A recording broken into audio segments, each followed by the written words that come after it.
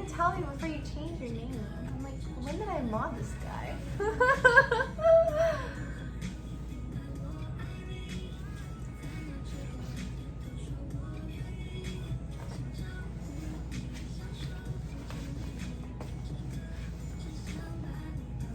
I feel like I'm cuter with the apron on right now. I think I should keep it. You wanna watch YouTube? No, I'm talking to you guys right now.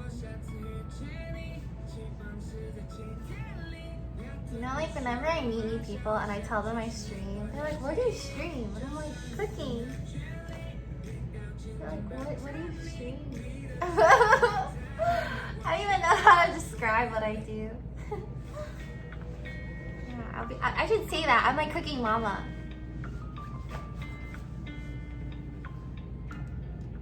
I like your username, Clark. Maybe I'll make some tea. Should I make some tea?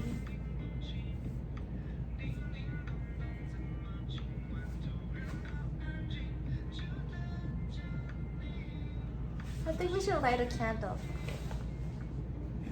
I'm gonna grab a candle. Ow! I just wanna fucking be peaceful. Why is it so hard?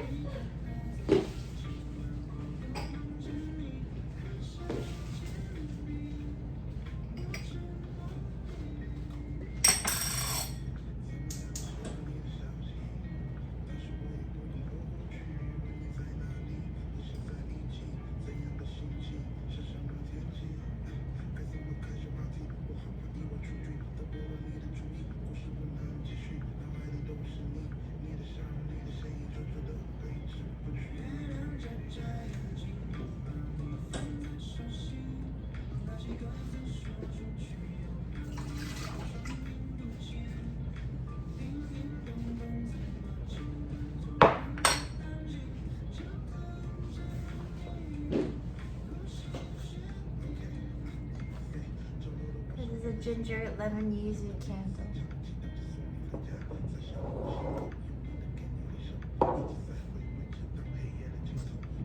Favorite arc or era of my stream career? You know what's crazy? Like, right now is my favorite arc of my stream career. Like, I feel like I can just see you guys once a week. I can like, I'm so comfortable in my own community. And I haven't always been. And I feel like now that I know like who I am, streaming is so much more enjoyable.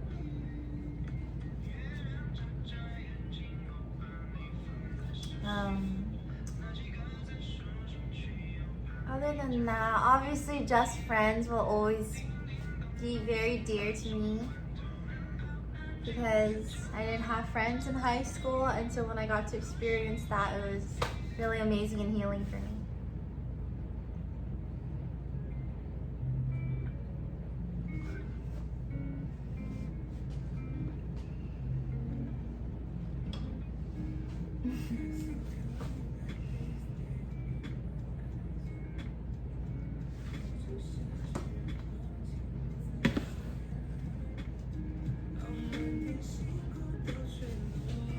Do you guys have a favorite age in your life?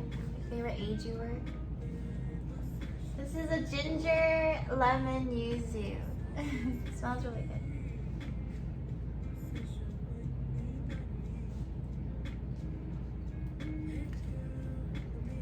Not such a big range.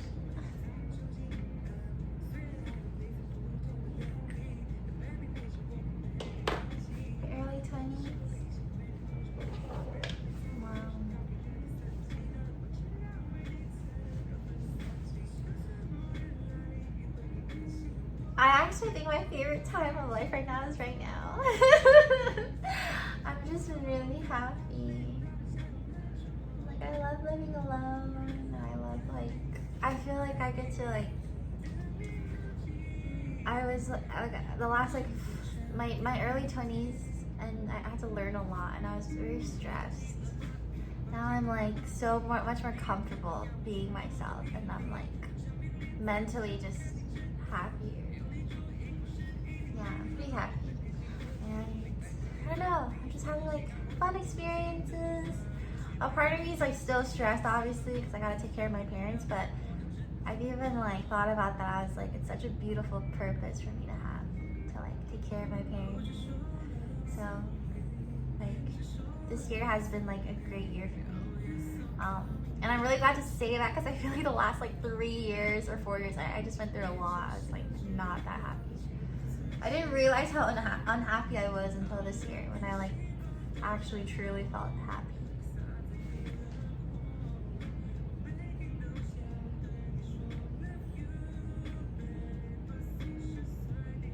Yeah, I think I'm definitely more relaxed. I think I like really worked on my internal self, on like how I view everything in the world. Yeah, I've definitely like, one day it just all clicked for me.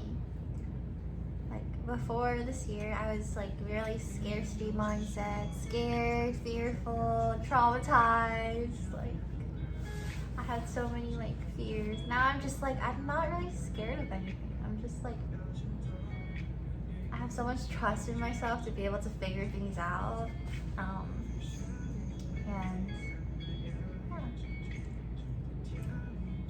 yeah, I think last year I've had a lot of projects. I think at some point I was so scared that like I would lose everything, so I picked up a lot of projects.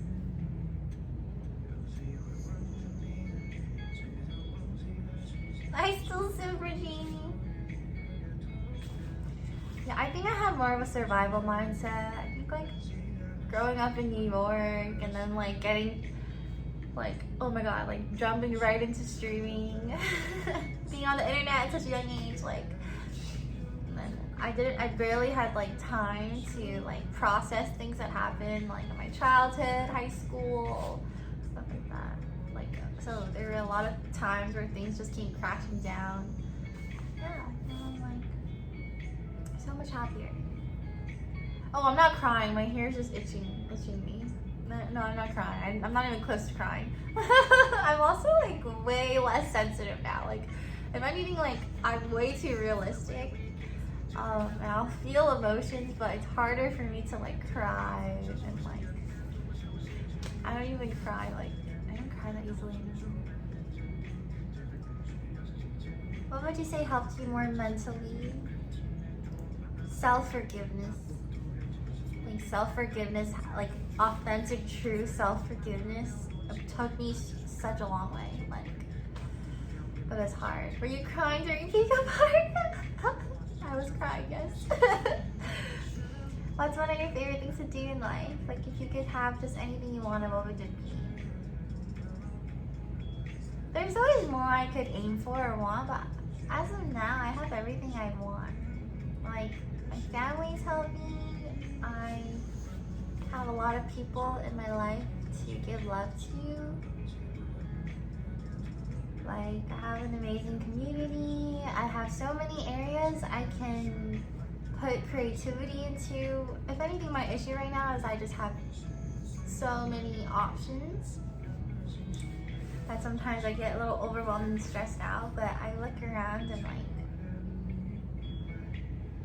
obviously the world's not perfect, but I've just chosen to live life with like a more pretty lens, pretty filter through my eyes, so I really enjoy living. And like, I never enjoyed it this much before, and like, I've had moments where I, like especially when I was young. Favorite leisure theme? I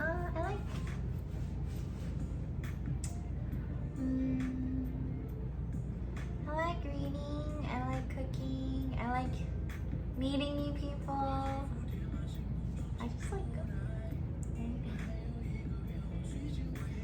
I don't know. I like getting to know people. Pilates, I've been doing a lot of Pilates. We're just intimate people, okay? My community is a very intimate community. We always end up here. Yes, I'm going to TwitchCon.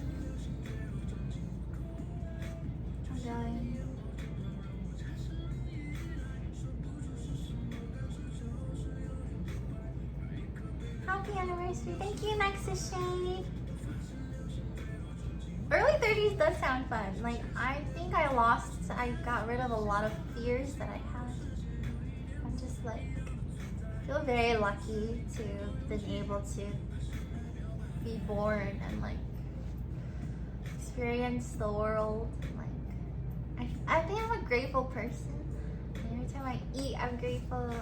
If I get to stream and talk to you guys, I'm grateful.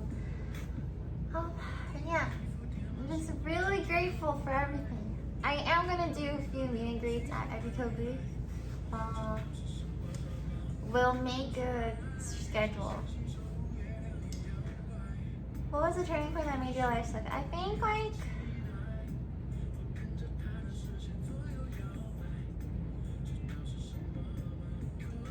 okay, this is so vague, but like last year, there were a bunch of different things that happened at around the same time that made me really reevaluate my internal self.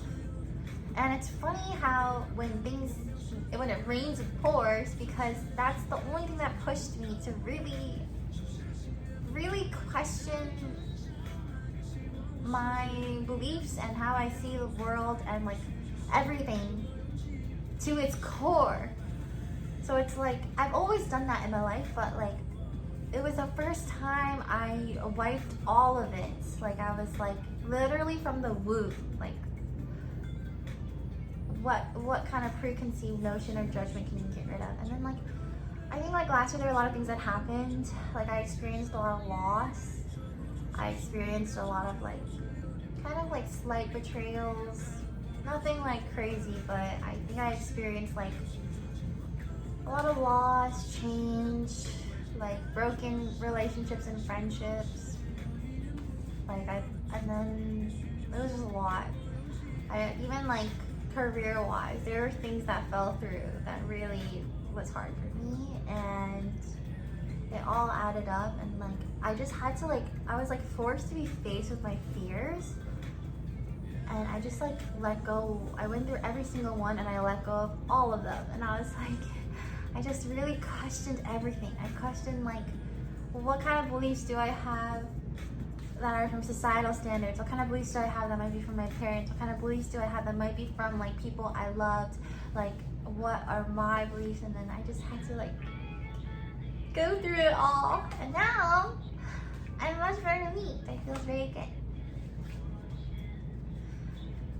It's nothing is due to any people. Like, I don't like blame anyone. If anything, I'm very grateful for how things happen because it brought me here. I think sometimes humans are just human, and I think it's very normal to experience pain with other humans. I think it's normal to like experience like hurt. I'm not really scared of pain anymore, like when it comes to anything except physical pain. I don't like needles, but like, for example, it's like, I think I used to be a lot more avoidant of a person, and now I'm much more like accepting of everything. But yeah, I don't know, I feel like I'm spewing bullshit, but it makes sense to me.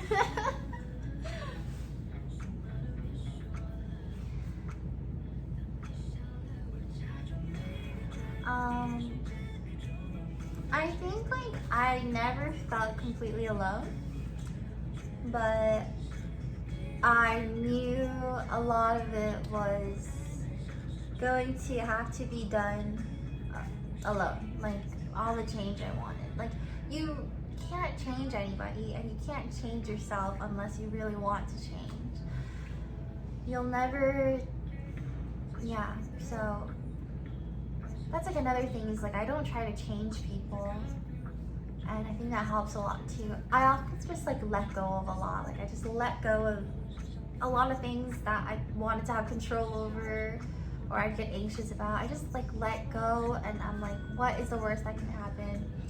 And I was like, I got comfortable with making mistakes. I was like, if I hurt someone, what's so bad about that? Like, I didn't mean to.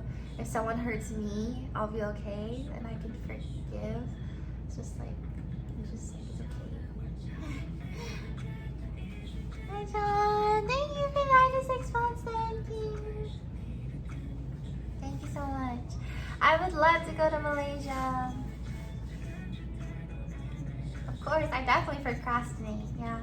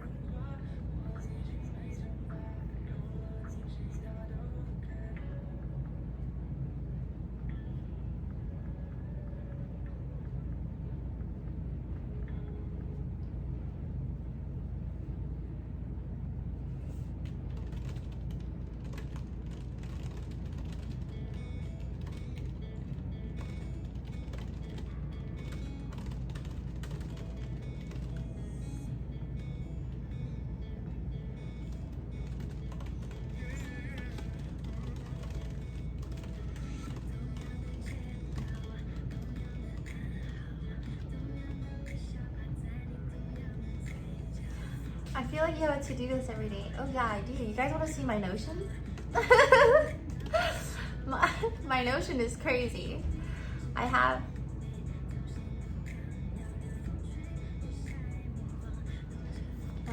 this whole thing, and it's like I have like weekly to-do, content notebook, reflections, memories, monthly report card. I have a monthly report card for myself. Recipes.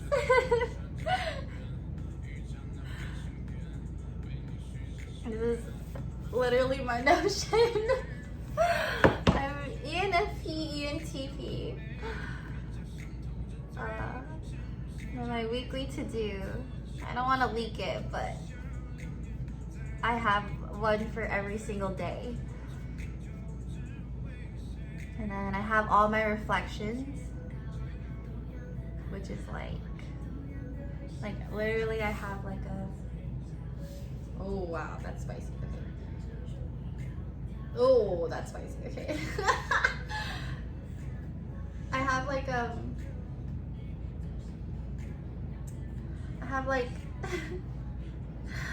like these are all journal entries and just like reflections. I'll read a title for you guys. There's like stuff like, okay, this one is January 2022. The first time I was ever truly proud of myself. I have like really aesthetic titles. Visions, growths, reframe, read this when fixating. Read this when your emotions are affecting your work. Sad, alone. I have one that says, fuck you, you, and you. I don't know who I was mad at the time.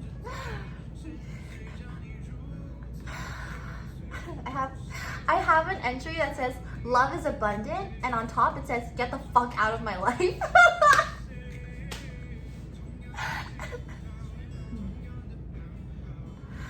Let's just say, like, there's only 1 to 2, this is so petty and immature for me to say, but there's only 1 to 2 people that I really don't have respect for. That, like, I had to journal about, because I'm like, fuck this. But like, even those 1 to 2 people I've already given forgiveness to, so. But you know, I just have that part of my brain that's like,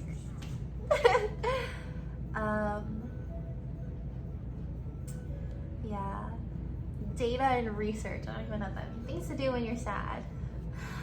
And then I have some of my recipes in here. I have a monthly report card. I can't show you guys because it's so personal, but I have like, basically I create categories for myself. So content creation, career/optimizing, money/finances, fun, friendships, like family, dating, skills/hobbies, and health. And then every single month I reassess, I give myself a grade for every single one, so I can see where I have to improve. And last month, for content creation, I put a 5. I said I can allocate more time slots for creativity, and I think because I'm so overbooked, I frequently feel rushed, so I end up making content I don't post because it's not perfect. And I realized I just need to allocate more time for it. So this month, my focus is content creation. And then, it's so funny because last year my last month my report card, for fun, I put 10, and it says,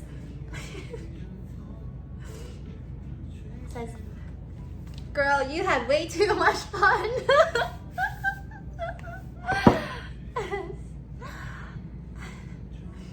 My second highest number was friendships. And it's weird because I actually don't put in that much effort into friendships, but then I just spent years building everlasting friendships, and that was really worth it. Like, because now my friends understand me, and it's okay if I like don't respond and stuff. Well, I get it. So if you get an F in a subject, I think my worst was actually finances, because last month I was really relaxed about finances. So I put like a 4 there, but usually around summertime I'm like a little bit loose with my finances, and then I really clean it up like quarter 3 and 4. I'm like, I need to get my shit together. And then I think another low one was, I actually don't think that should have been so low. Skills and health, I put a 5, but honestly I've been going to Pilates really consistently. I think it's because like I want to learn a language and I haven't been doing that. so I gave myself a 5. Anyways, this report card is rough now that I'm looking at it. I should probably go easier on myself. But yeah, okay, that's my monthly report card. And then I also have my content book, which is like a list of all my ideas. And I probably execute like 10% of them, which is crazy. I think I want to improve my Chinese. 因为我的中文没有这么好。I meet a lot of Chinese people that I feel like I would have fun talking to them in Chinese, so I kind of want to get better at Chinese.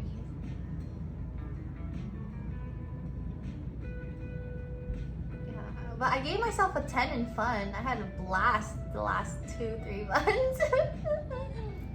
So speaking Spanish. Hola, me llamo Jaime. Me mucho gusta arroz con pollo y chilaquiles. You too? No, I should learn Spanish too, but Spanish is so fast to learn it.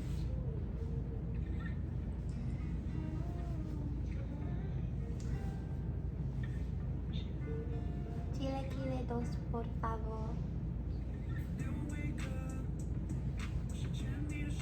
See, what else do I have in my Notion? I have so much in here. Shower thoughts. I'm such a fucking nerd. I started a chart of MBTI subtypes because I'm trying to figure out like 128 MBTI subtypes. So people who have, like for example, a subtype would be mine, ENFP/ENTP, where my F and T are split in the middle. So like I've literally created one with 128 subtypes, and like every time I meet one, I put it down and I write notes on it. So maybe one day when I'm like 50 years old, I'll be like, guys, I've upgraded MBTI. I have 128 subtypes. For an ENFP, this is why I think I am ENTP, because I just like, I don't know. People always ask me like, gee, what are you up to? Creating 128 MBTI subtypes.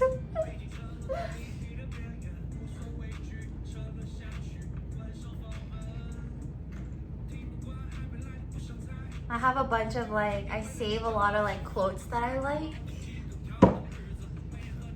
Here, October 11th, 2023, 1:35 p.m. I'm such a fucking nerd. I put it like the time. When you feel stuck in your creative pursuits, it doesn't mean that there's something wrong with you. You haven't lost your touch or run out of creative juice. It just means you don't have enough raw material to work with. You need a deeper well of examples, illustrations, stories, statistics, diagrams, analogies, metaphors, photos, conversation notes, anything that will help your perspective or fight for a cause you believe in. Creative people are better at recognizing relationships, making associations, and connections. Wait, this is so 2023. You guys should see my 2024 quotes. They're much better. Wait, I need to read you guys like this book that I really like right now.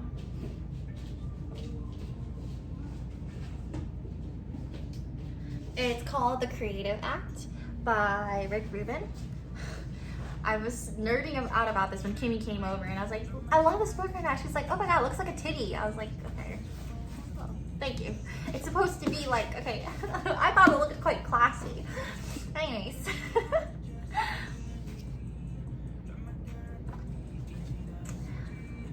Let's see.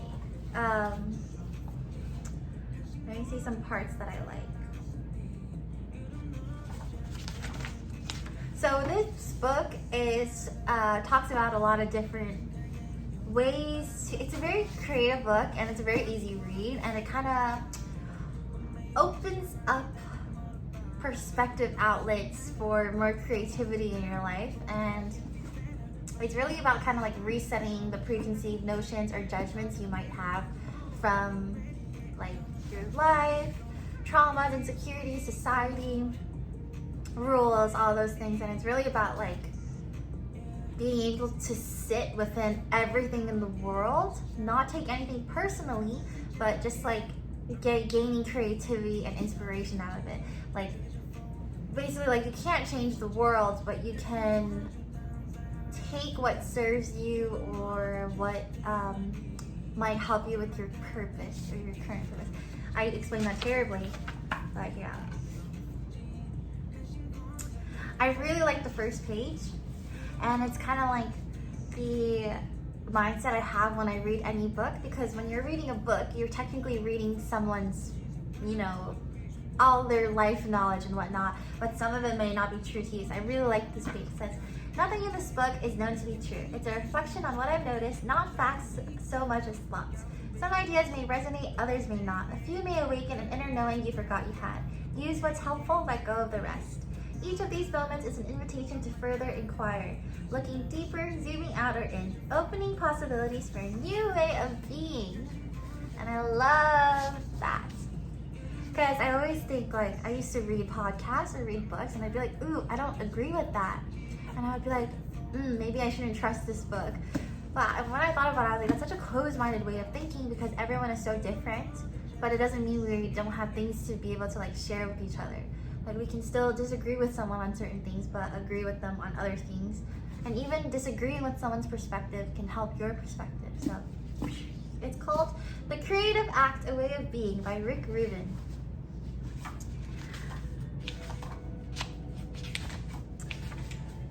That's another page I like. Oh yeah, one of the earlier chapters, it talks about how, like, sometimes, you know, when you have like a really good idea and you feel rushed to do it, you're like, if I don't do it, someone else is gonna do it, whatnot, or maybe like things aren't lining up for that to happen. Like one of the earlier chapters talks about how sometimes there's a time for certain ideas to arrive, and they find a way to express themselves through us. And sometimes, like, we can't even notice because we're so, like, focused on certain things. But when you, like, let go and stuff, you might be able to notice when it's time for a certain idea to happen. Okay, sorry, I'm like nerding out right now. Hi, Jaster. Am I boring, you guys?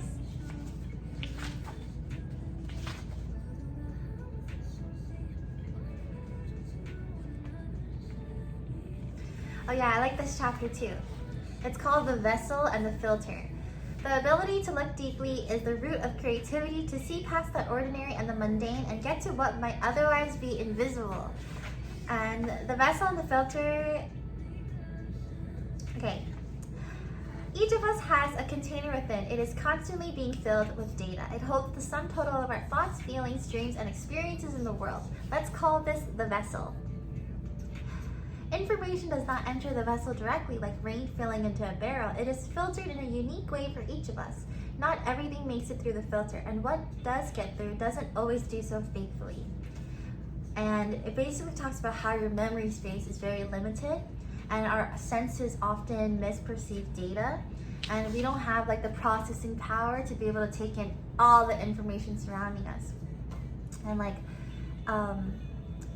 so to navigate our way through this immense world of data, we learn early in life to focus on information that appears essential or of particular interest, and to tune out the rest. As artists, we seek to restore our childlike perception, a more innocent state of wonder and appreciation not tethered to utility or survival. And it talks about how like the relationships you go through, it produces a lot of beliefs and stories about people around us, who we are, the nature of the world we live in, and eventually those stories turn into a world view. But as artists, we want to hold these stories softly and find space for that vast amount of information that doesn't fit easily within the limits of our belief system. The more raw data we can take in and the less we shape it, the closer we get to nature. And I thought it was really beautiful. Like, it's like you have kind of control of like what you filter through your brain. No matter what tools you use to create, the true instrument is you, and through you, the universe that surrounds us all comes into focus. Super, yeah. We know so much. We have like constant information going through our brains. That's why, you know, when you close your eyes before you sleep or when you wake up in the morning, you're constantly like thinking about things. You have an overload of information. You know, when you're like taking a test and all of a sudden you remember something that you learned, etc., etc. Like our brain is holding so much information. But sometimes, like, I feel like too much of that really leads to lack of creativity.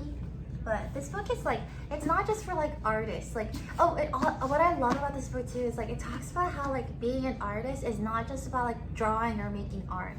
Like essentially, there's so many things that are arts. Like even when you're cooking, you're creating arts. There's so much like creativity behind everything you do. Like even an accountant who's dealing with numbers can do things in a more creative way. Like maybe they can have a more creative aspect behind their business or whatnot. And like it just talks about how like creativity is like literally in every single one of us.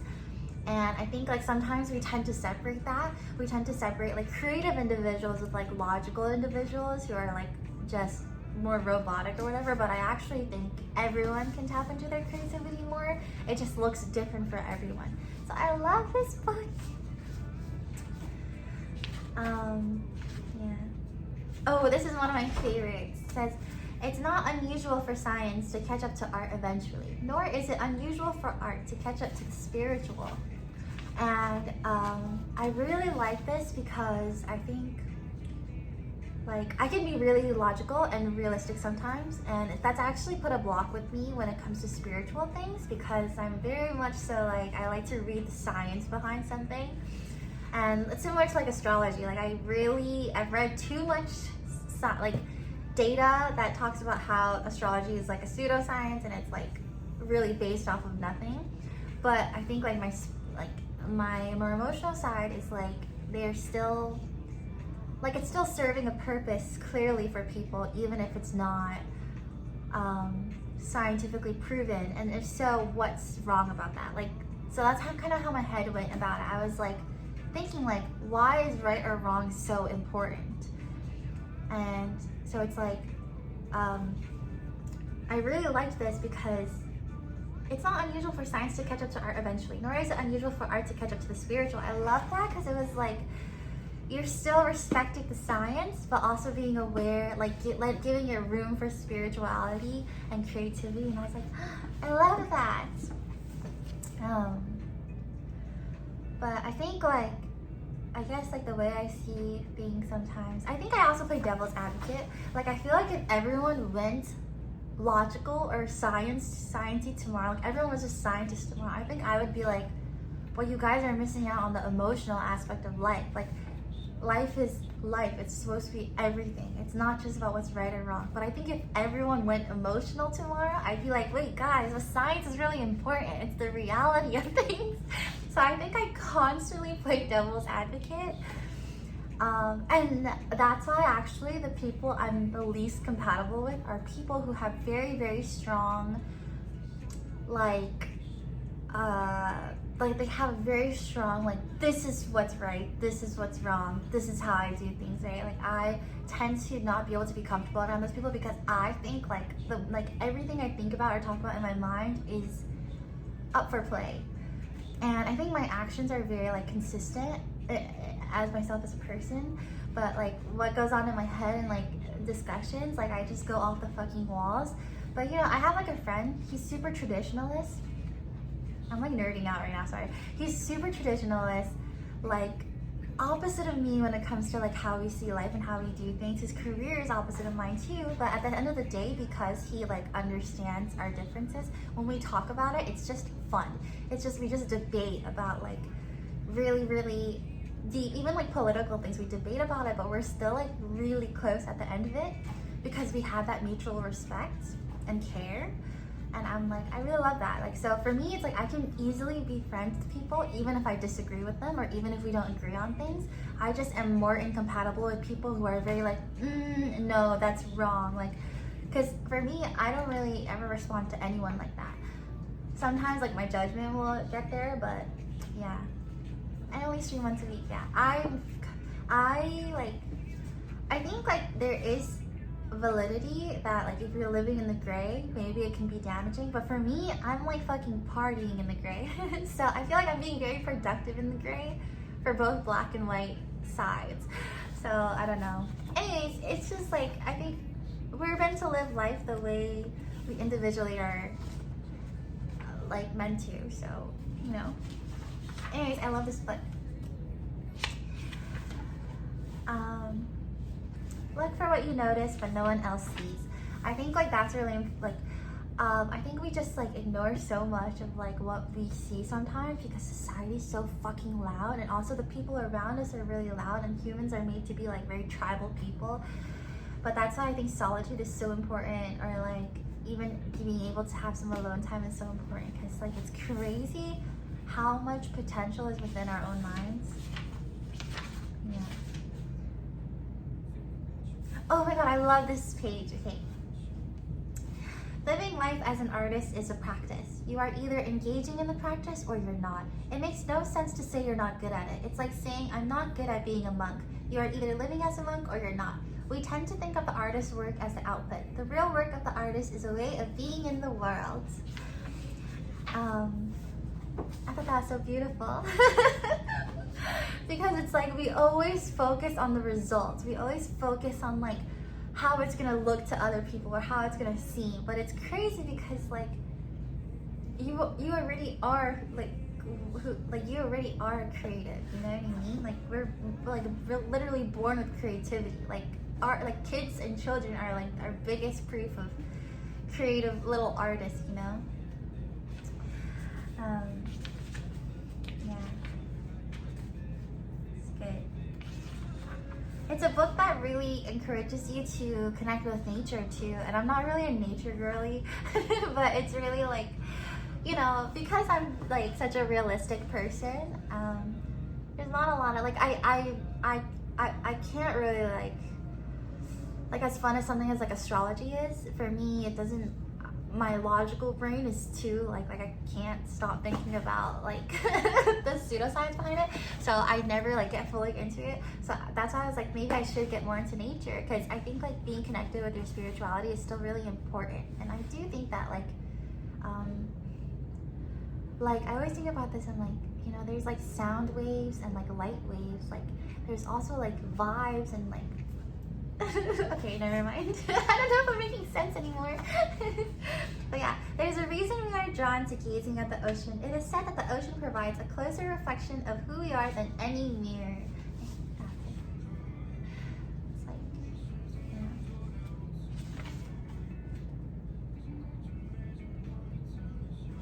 I love this chapter too. Nothing is static. Are you guys bored? Am I boring you guys? The world is always changing. You can engage in the same awareness practice 5 days in a row in the same location and have a unique experience each time.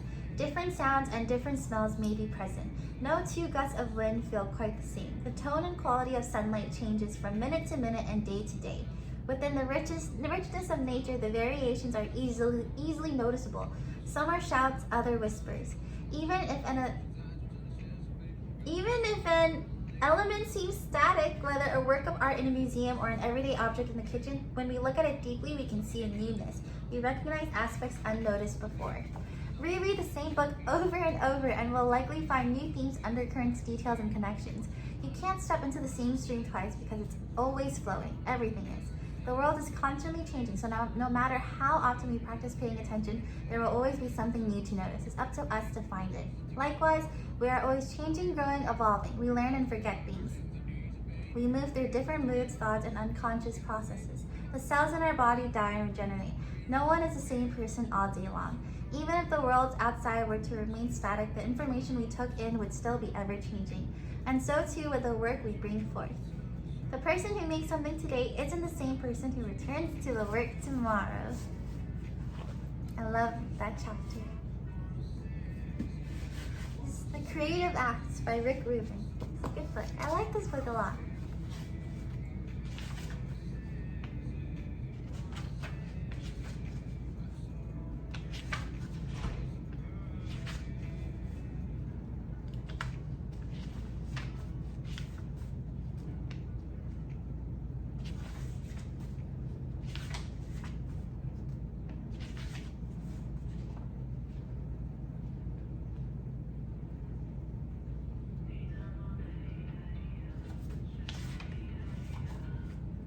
Yeah, I think deeply all the time.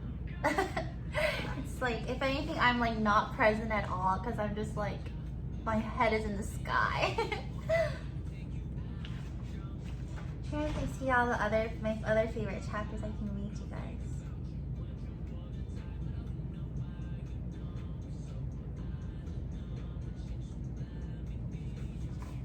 Okay, I actually really like one of the earlier chapters. I'll read it after my ad break. I feel bad because I can see I have an ad break right now.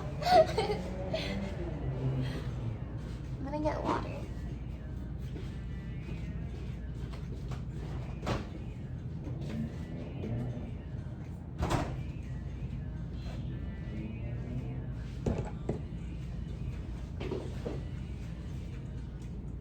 No, my ad break's done in like 20 seconds. It plays, auto plays.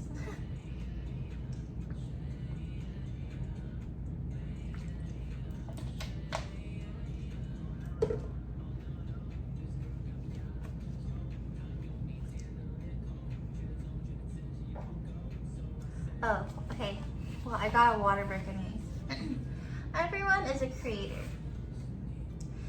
Those who do not engage in the traditional arts might be wary of calling themselves artists. They might perceive creativity as something extraordinary or beyond their capabilities, a calling for the special few who are born with these gifts. Fortunately, this is not the case. Creativity is not a rare ability. It is not difficult to access. Creativity is a fundamental aspect of being human. It's our birthright and it's for all of us. Creativity doesn't exclusively relate to making art. We all engage in this act on a daily basis. To create is to bring something into existence that wasn't there before. It could be a conversation, the solution to a problem, a note to a friend, the rearrangement of furniture in a room, a new route home to avoid a traffic jam. What you make doesn't have to be witnessed, recorded, sold, or encased in glass for it to be a work of art. Through the ordinary state of being, we're already creators in the most profound way, creating our experience of reality and composing the worlds we perceive.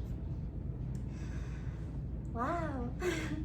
In each moment, we are immersed in a field of undifferentiated matter from which our senses gather bits of information. The outside universe we perceive doesn't exist as such. Through a series of electrical and chemical reactions, we generate a reality internally.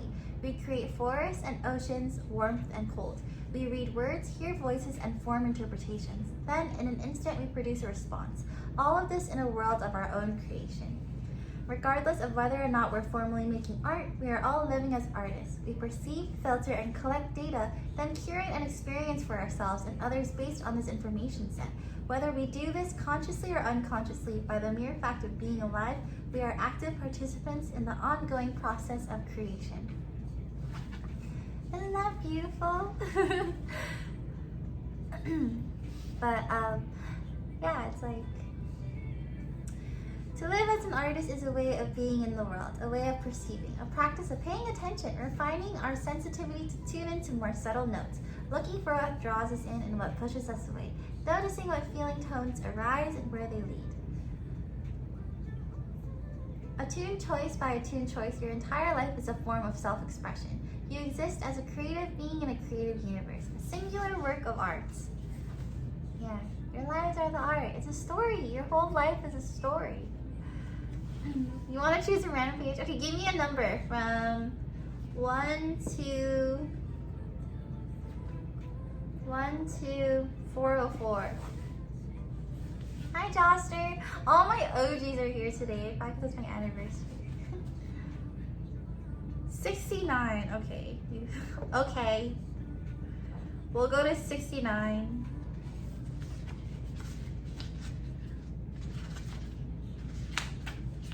I actually have another book you guys might like, but I put it in like a cubicle deep in my closet. Okay, this is a... I don't know if y'all like this. Okay, setting.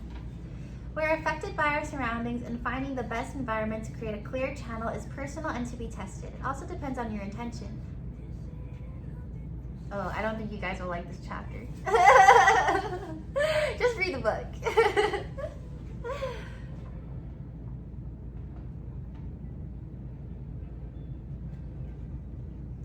This is definitely for more open-minded people, and you have to have a little fun with it in your head. And I think, like, you know, I do read things sometimes and I'm like, ooh, that's a little too, like, delulu, but it's like, you need playfulness in your life, okay? There's another book that I really like. I'm thinking if I want to get it. It's under my bed. Like, I have an under bed storage and I put it under there. Maybe it's not worth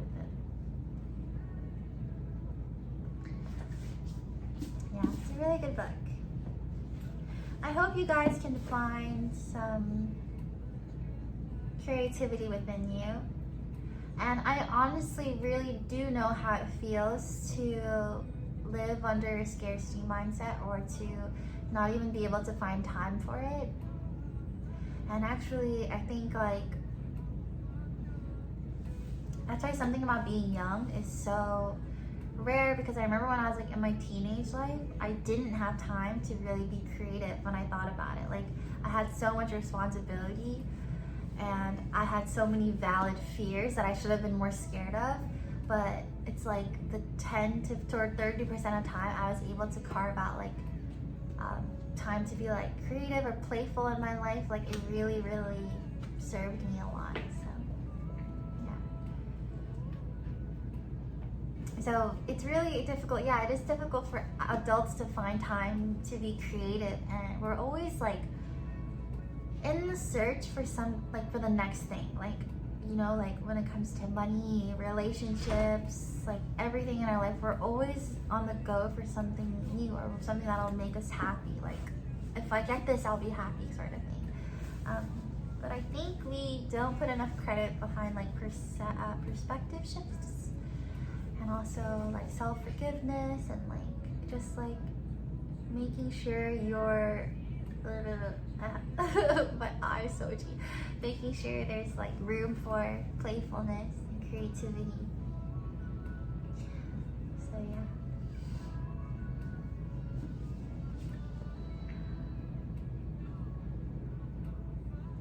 Ooh, let's read this chapter. I haven't read it yet. Temporary rules.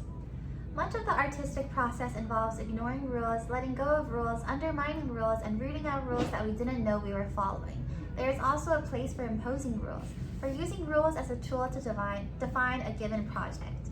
When there are no material, time, and budget constraints, you have unlimited options. When you accept limitations, your range of choices is reduced. Whether imposed by design or by necessity, it's helpful to see limitations as opportunities. Think of this as setting a palette for each project. Within these constraints, the problem-solving aspects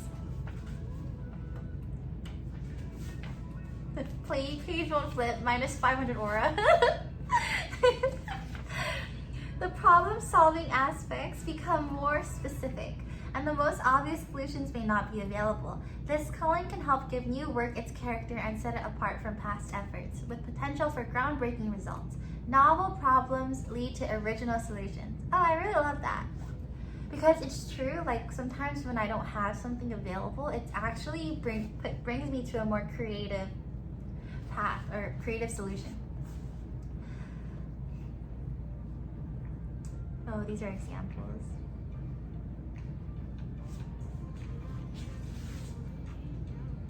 What? That's an ick? Me flipping the page? What the fuck? You're so mean. I had to do it. Like, it looks like my boobs. The imposition of rules is most valuable for an artist who has already made some work. If you're established in a craft or field, temporary rules may be useful to break a pattern. They can challenge you to become better, to innovate, and to bring out a new side of yourself or your work. Some virtuoso artists choose to switch to less familiar instruments or mediums because the challenge reveals them as the artists they truly are without the distraction of their technical skill. Set parameters that force you out of your comfort zone. If you always write on a laptop, try using a yellow legal pad. If you're right-handed, paint using your left hand. If you base your melodies on instrumentals, write one a cappella. If you film using professional equipment, consider making an entire movie with only the camera on your phone. If you always prepare for acting roles through research, try a blind improvisation. Whatever you choose, decide on a framework that breaks your normal rhythm and see where it leads. Just by the nature of the limitations you set, the work will be different from what you've done before. It is of little importance whether it's better. The purpose is self-discovery. If you typically... Okay, it's kind of repetitive after that. I like that.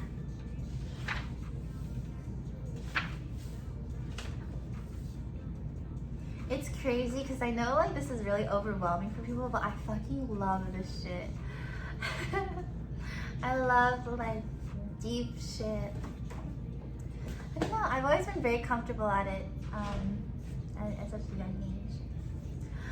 He's very wordy, but at the same time it's like this is his book. It's like his art. And so I feel like when I read things or when I listen to things, I kind of give that respect to that person. Like, hey, they were vulnerable enough to put their thoughts and their knowledge into this book. I'm going to read it without preconceived judgments and notions. And I'm going to be as open-minded as possible, take what serves me and let go of what I don't agree with. And it's kind of like it's like you're literally having a conversation with someone, you know? Like, there's things that they're gonna say that might not be useful. Like, I think humans in general just use a lot of like excessive words, but even if it's unnecessary to one person, it might actually be a line that really resonates with someone else. So yeah, I love the psychological aspects of things. And I generally just like adore humans, so I feel like I respect and give a lot of like admiration to people who put themselves out there and like write a book like this. But yeah. Okay, obviously he doesn't talk like this on a date, probably. No one would talk like this on a date. But I will say, like, I do love dates with deeper conversation. It's a good book. I want to read another one, but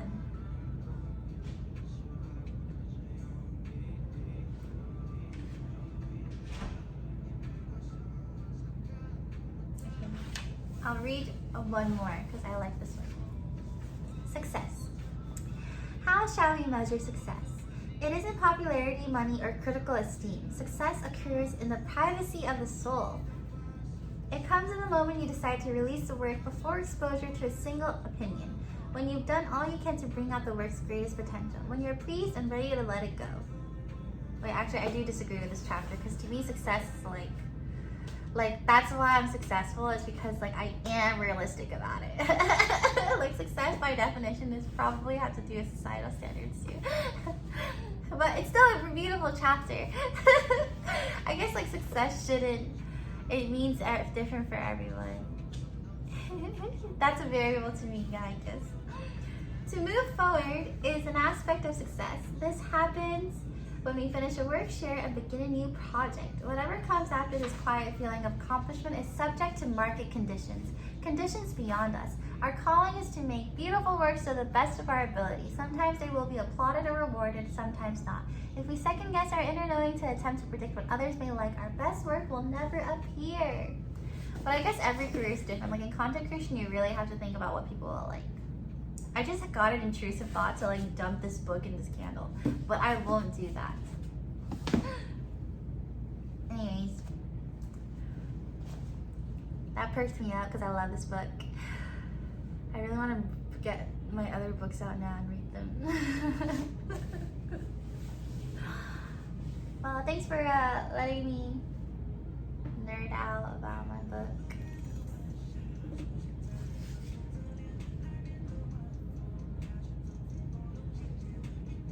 I definitely create for consumers, but for me too. A Creative Act, A Way of Being by Rick Rubin. Thank you for 100 pennies, thank you.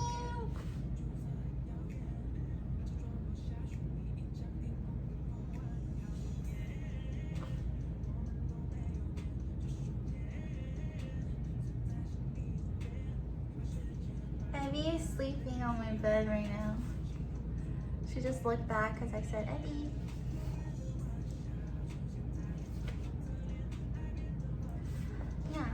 Maybe you guys want me to become your audible book reader?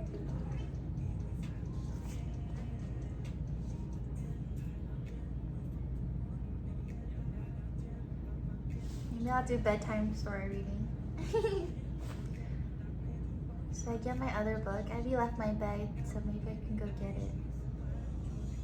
The other one's like really, I have a lot of like more wordsy ones, and I have more like logical ones.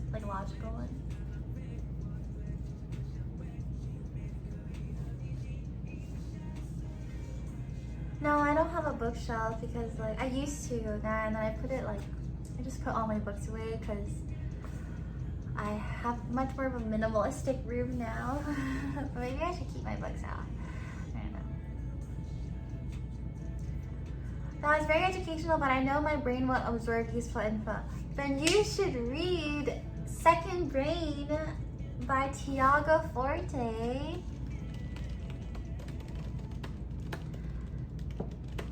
Let me see if I can get things. That's also one of my favorite books, and it taught me how to store information better so that I have more space for important things in my brain. Dixel, thank you for the 300 babies, thank you. Oh wow, wait, Twitch, we added 30 bits. Oh, is that part of September? Emmy, what's up, honey?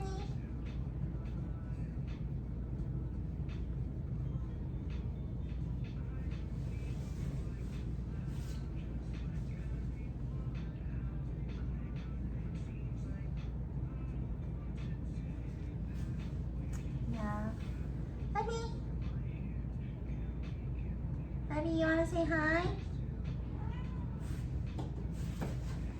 Can you come up?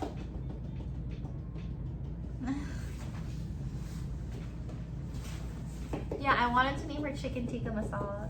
Come on, there's space. No, she thinks there's not enough space to come up. Abby, come on. Come on.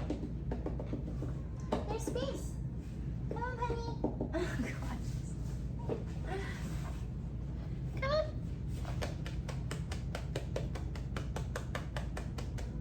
You want me to pick you up, you stupid princess?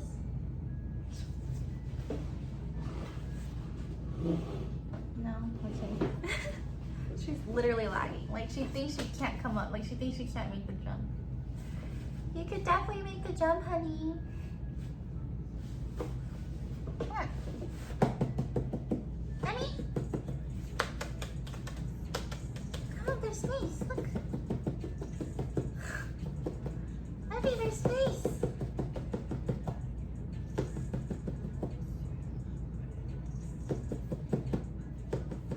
Okay.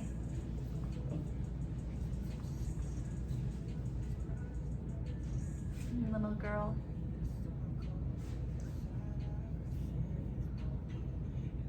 No, my chair can't lower.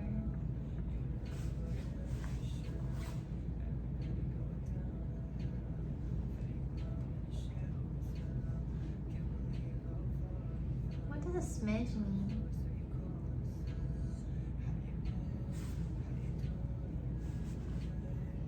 Wait, this looks blue? This is gray.